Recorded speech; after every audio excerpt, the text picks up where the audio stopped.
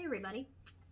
If you were at Sunday last weekend, not this past weekend, but the weekend before, and you have young kids, you probably picked up a packet of Godly Play at Home materials. And I wrote some instructions, and they're on the webpage, and they'll be in my emails each week, but I thought it might be a good idea to sort of show you what are you supposed to do with these things. So, what came in your kit is a bunch of pictures on cardstock, and on one page is Bethlehem. You can see I colored it so beautifully, and there are 5 cards. There's one for each Sunday of Advent. So obviously Advent 1, which was yesterday, only has 1 candle, and this is a hand that's pointing. And the story for Godly Play at Home for the first week talks about the prophets and how long before Jesus was ever born, the prophets were foretelling his birth, and the prophets point us towards Bethlehem. So that's the first one. What's neat about these stories is that they build on each other. So in the second week, which will be next Sunday, it'll start with the story of the prophets, and then it'll tell I think the second story is, and I'm cheating by looking at my book, the second one is talking about Bethlehem. It's a little different than the Godly Play that the kids would hear in the classroom. So prophets, Bethlehem, and probably Mary and Joseph. And the third week talks about the shepherds in the field and the angels. So there's 3 candles. And this one, as you can see, is pink. There are 3 purple candles and 1 pink one. The fourth week talks about the Magi and how they brought gifts to the Christ child. And as you can see now, there are 4. And Christmas Day has a star because that's the day that Jesus was born. And you have 3 purple, 1 pink, and 1 white.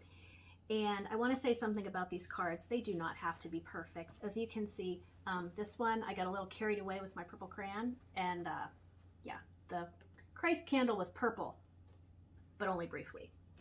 So as you're telling these stories, it helps to have a piece of fabric to roll out. And you only roll out as much as you need. So my cameraman, can you tell me, can you see down here? I can indeed. Okay.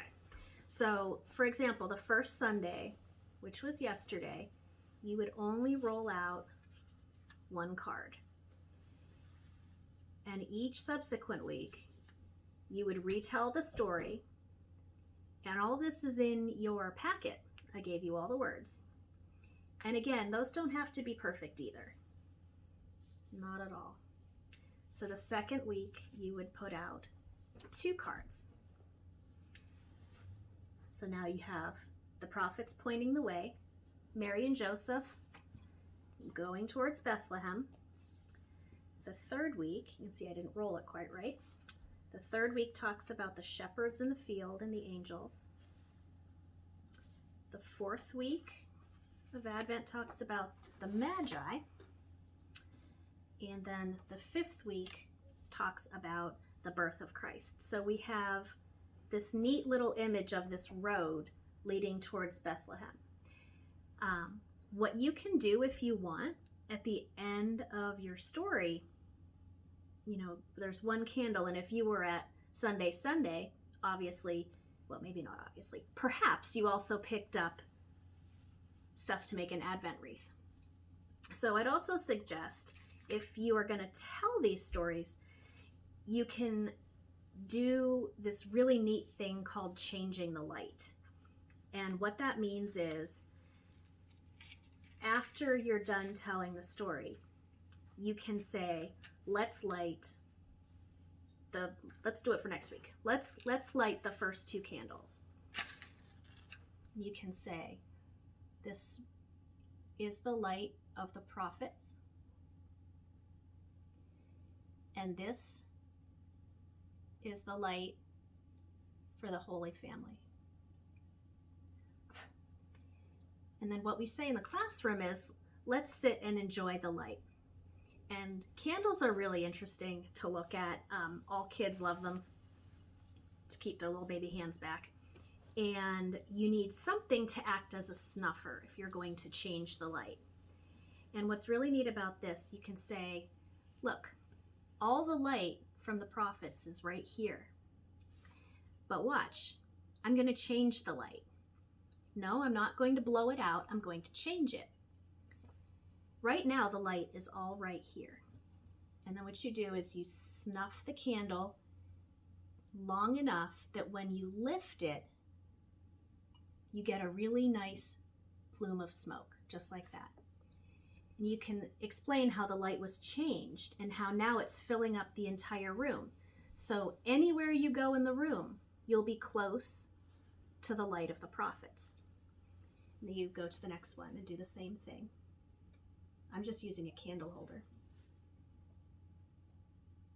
And now the light from the Holy Family is filling the room. And anywhere you go in the room, you will be close to the light of the Holy Family.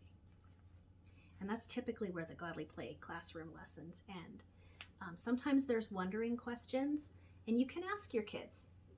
I wonder what part of the story was your favorite, or I wonder if what part of the story was just for you. Whatever wondering questions you'd like to, or I wonder if there's anything you want to talk about this story, or if there's part of the story you want to hear again. So that's the long and the short of Godly Play.